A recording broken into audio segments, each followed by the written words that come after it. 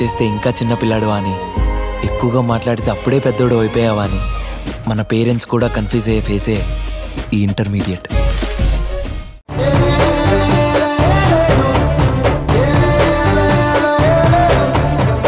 నీకు విషయం గుర్తుందా? చిన్నప్పుడు మనం కొట్టుకున్న తిట్టుకున్న క్షణం కూడా ద్వేషించుకునే వాళ్ళకి కాదు. అవునరా, మన స్నేహంలో ద్వేషం అనేదే తెలియదు. రాజా, ఈ అండర్స్టాండింగ్, ఒకరి మీద ఒకరికి ఉండే గౌరవం ఎప్పటికీ ఒకేలా ఉంటుంది కదా. ఏ కారణం వల్ల ద్వేషంగా మారదు కదా. ఎందుకు మారుతుందిరా పిచ్చోడా? ఓ, మనం వియంకులం కాబోతున్నాం. రేపు బంధుత్వంలో ప్లీజ్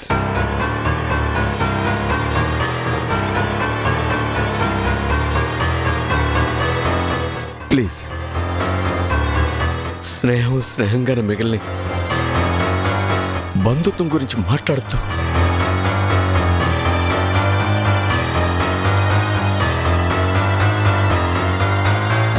నిన్ను హర్ట్ చేస్తున్నాను నాకు తెలుసు. అయినా క్షమించు.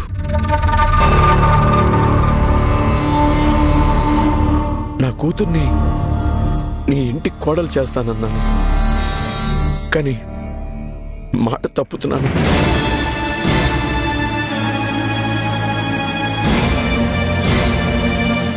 నన్ను క్షమించు. ఈ పెళ్లి తాంబూలాలతోనే ఆగిపోయింది. పెళ్లి పీటల దాకా రాదు.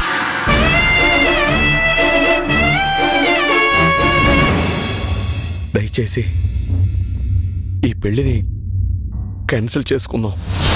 కానీ దేనికి?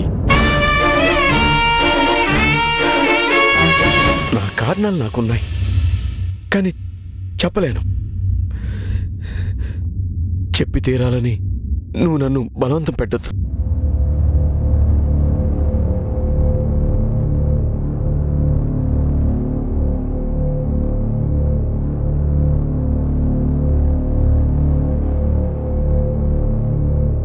రాజా,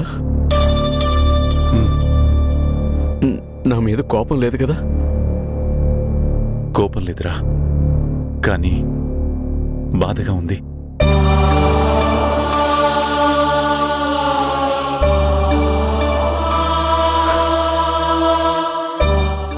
సారీరా.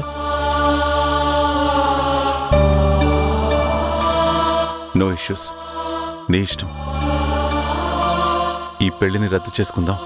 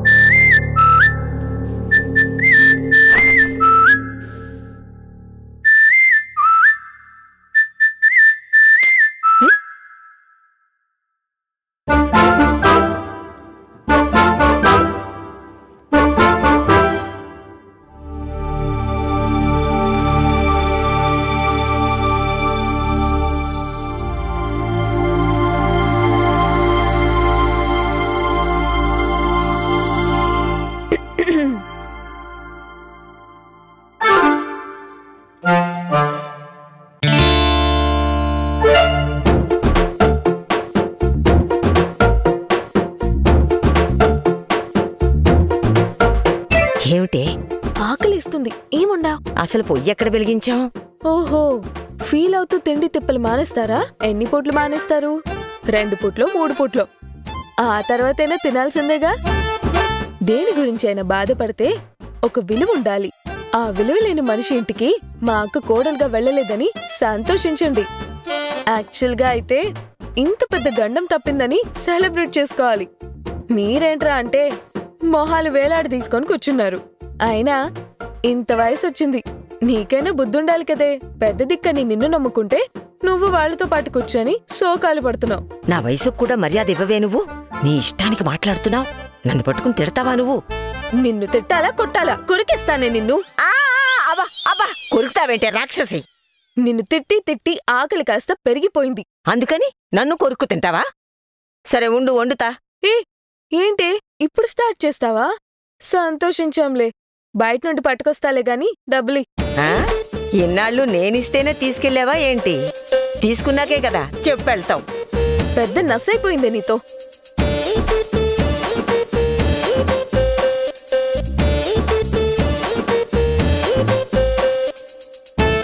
వెళ్ళి తీసుకొచ్చేస్తాను.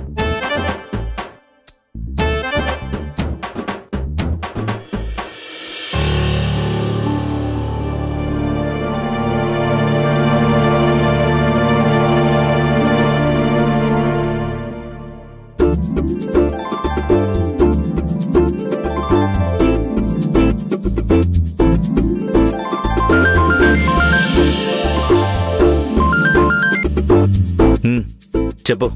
I love you. లవ్ నన్ను చెయ్యి, పెళ్లి ఇంకోని చేసుకో. నువ్వు ఇలా మాట్లాడకు, ఫోన్ పెట్టు. ఏ సారీ, ఆలోచించి ఆలోచించి చిరాకొస్తుంది. ఏం మాట్లాడుతున్నానో నాకే తెలియట్లేదు.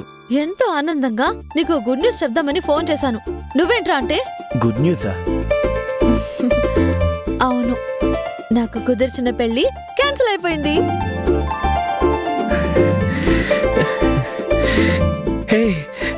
నిజంగానా?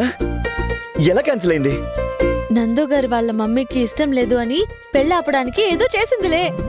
దానివల్ల మా నాన్న పెళ్లి క్యాన్సిల్ చేసేశారు. సూపర్, ఎంత హ్యాపీగా ఉందో తెలుసా? ఏ ఇదిగో, ఇలాంటి సమయంలోనే పెద్దోళ్ళు ఈగోకపోయి వెంటనే వేరే సంబంధం చూసి 4 రోజుల్లో పెళ్లి చేసేయాలని చూస్తారు. మళ్ళీ ఇంకో హెడ్ఏక్ రాకముందే మీ నాన్నకి మన సంగతి చెప్పేసే. రే, నువ్వన్నీ చాలా ఈజీగా చెప్పేస్తావు. అవతల మా నాన్న చాలా ఫీల్ అవుతున్నారు. అమ్మ కూడా చాలా డిస్టర్బ్డ్ గా ఉంది. ఇవన్నీ పక్కన పెడితే నాన్నకు చెప్పే ధైర్యం నాకు లేదు. ఇలా ధైర్యం లేదనే నువ్వు నా కొంప ముంచుతావు. సరే, ఒకవేళ నేను ధైర్యం తెచ్చుకుని మా నాన్నతో నేను ఒక అతన్ని ప్రేమిస్తున్నాను అని చెప్తే అబ్బాయి ఎవరు, ఏం చేస్తూ ఉంటాడని అడుగుతారు. అప్పుడు నేనేం సమాధానం చెప్పాలి? అంటే నాకు పని పట్టలేదు, పైసా సంపాదన లేదు అని నువ్వే దెప్పి పొడుస్తున్నావా? రే, నువ్వేం మాట్లాడుతున్నావు నీకు అర్థమవుతుందా? నా స్టడీస్ అవ్వగానే మా నాన్నమ్మ నాకు పెళ్లి చేసేయాలి అంటుంటే మా నాన్న ఒప్పుకోలేదు. అమ్మాయి ఉద్యోగంలో చేరి సొంత కాళ్ల మీద నిలబడ్డాకే పెళ్లి అని చెప్పారు. అలాంటప్పుడు నా కాబోయే భర్త గురించి ఇంకెన్ని ఆలోచిస్తున్నారో నువ్వే ఆలోచించు. ఎలాగైనా సరే ముందు ఏదో ఒక ఉద్యోగంలో జాయిన్ అవ్వు. ఇదిగో చూడు, అట్లా చేతులు కట్టుకొని ఎవరికో సమాధానాలు చెప్పుకునే ఉద్యోగం నేను చేయను. నాకు నేనే బాస్గా ఉండాలి. అది చిన్నదైనా సరే బిజినెస్సే చేస్తాను. కనీసం ఆ ప్రయత్నాలైనా గట్టిగా ఏం చేస్తున్నావు? నీకు తెలుసా నేను ఏం చేస్తున్నాను, ఏం చేయడం లేదో? అడిగితే అక్కడ ఇక్కడ ఫైనాన్స్ ట్రై చేస్తున్నానంటున్నావు. అవన్నీ ఎందుకు? చక్కగా జాబ్ చేయొచ్చు కదా. నువ్వు చెప్పినట్టు కాదు, నాకు నచ్చినట్టు బతకాలి.